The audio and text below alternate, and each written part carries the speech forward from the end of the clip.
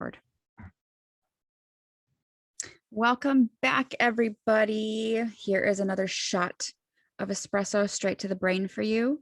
Today, we're going to talk about something called behavioral activation. And it literally is exactly what it sounds like. So it's an activating behavior that you engage in to get out of like a slumpy mood or like a depressive episode, whatever it may be. The example that came to mind for me that stuck out the most was when I was thinking about when my son first started virtual school this school year, and it was the fucking worst, the literal worst. 12 days and counting, I think, 13 maybe, I don't even know. Anyways, when he first started, I would wake up, I would get him ready for school, and then he would sit on my laptop and I would be miserable just sitting there watching him do school because I was like, is this how the rest of the school year is going to be? Like, what the fuck am I supposed to do with my life? I wasn't taking care of myself. I wasn't getting up and getting dressed right away. I was like lounging around in my pajamas. Mood was just complete shit.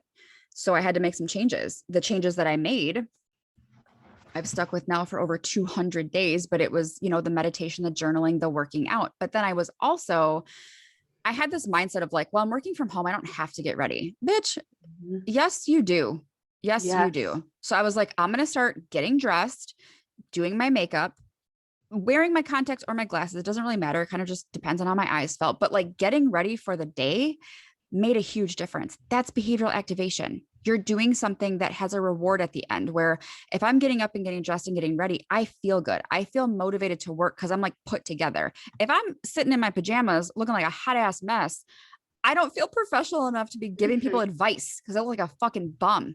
So I had to make those changes. I 100% agree. I did the same exact thing. I was like, okay, work from home is starting. I'm just going to get some more loungy clothes because I don't want to sit at my desk all day in jeans and blah, blah, or and like work, whatever. I don't want to do that. Like, I'll just put my hair up.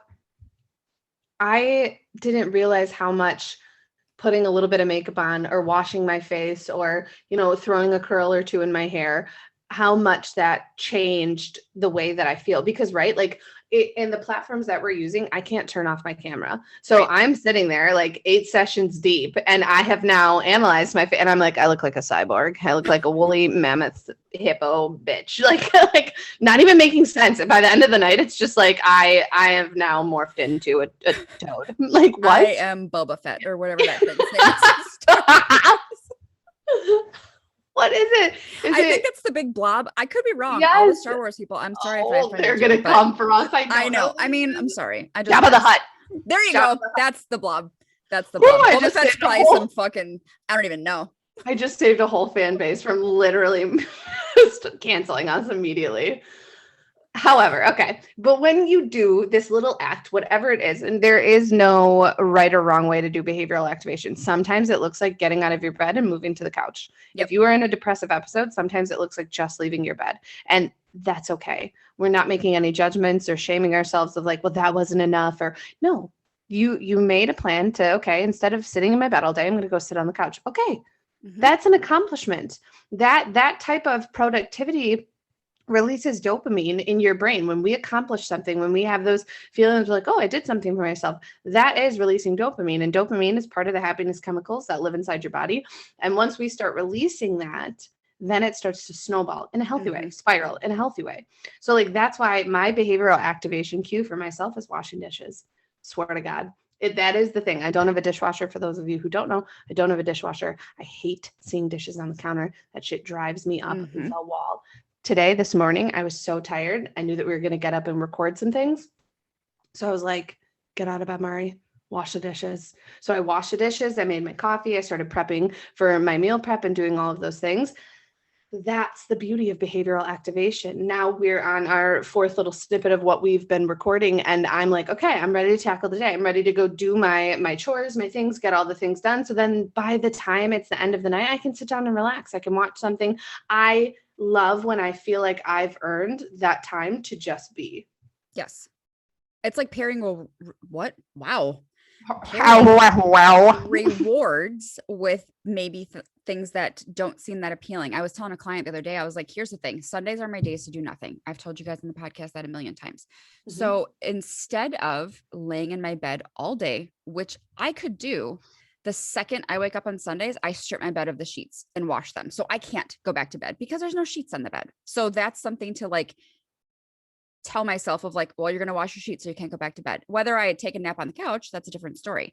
But like Mari said, the great thing about behavioral activation is that it's personalized to each person. You get to decide what you want to do, what makes you happy. Nobody's going to tell you what you can or can't do. On days where I'm just sitting around, binging Netflix, each time I get up to go to the bathroom or get something to eat, I'll change a load of clothes. I'll do some dishes. Like I will pair it with a chore so I feel accomplished. Because if I am just laying around all day, unless I'm sick, at the end of the day, I'm like, I didn't fucking do anything with my day. That's kind of dumb. Why did I do that? Right?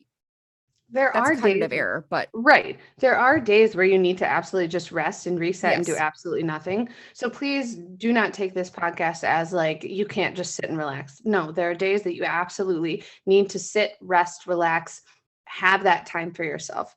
We're talking though, when we're in a funk and we're not feeling good about ourselves, we're not feeling like we're feeling stagnant or stuck in our life.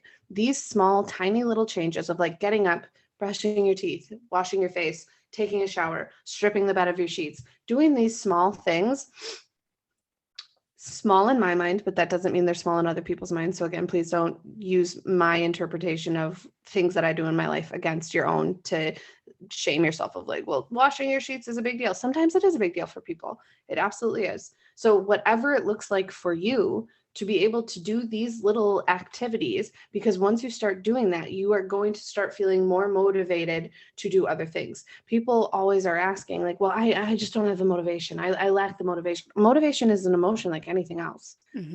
It's an emotion. It comes and goes. We need to understand like the why.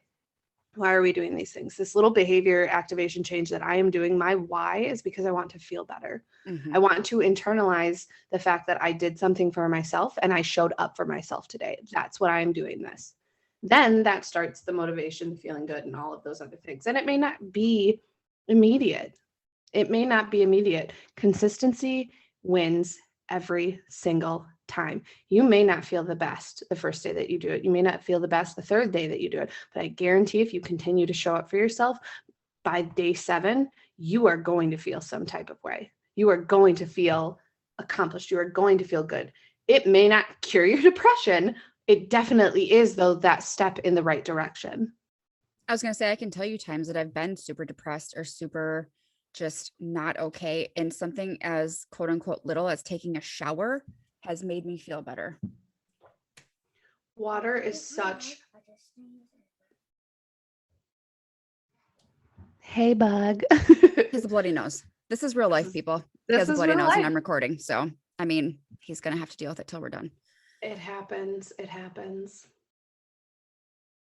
So doing these little things and showing up for yourself it's strategic, right? It's like planning out your day, setting this routine is what allows you that freedom at the end of the day. Or, I mean, say that you allow yourself the freedom in the beginning of the day. If you're that disciplined to be able to be like, okay, from 9 to noon, I'm just going to chill, relax. And then from noon to 5, I'm going to do my things. Just kind of depends on what works for you, whether you're a morning person or a night person. But that's from the book Atomic Habits.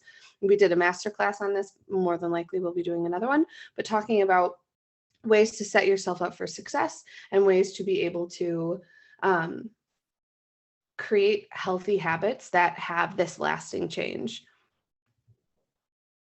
Like you said, consistency is everything, as are habits. And once you start to do these things more regularly, it becomes less about behavioral activation and more about routine. And routine and structure is what people thrive on. Whether people agree with that or not, we like to know what to expect in situations. Spontaneity is amazing as well. But when it comes to taking care of ourselves and just making sure that we are okay, structure and routine are humongous. And I think super, super necessary. I agree. Hopefully this little shot of espresso helped you today. Hopefully it validated some points that maybe you were thinking in your head and or push you to maybe make some changes today. Come back and re-listen to it as much as you need. It's so important to keep reminding ourselves of these little healthy habits that we can implement every day. Like Steph and I listen to podcasts constantly. We are constantly trying to find new and different ways to restructure or install different or new habits that create these lasting changes that we want in our lives. So if you need it, listen to it as much as you need. And we will see you on the next episode. Bye. Bye.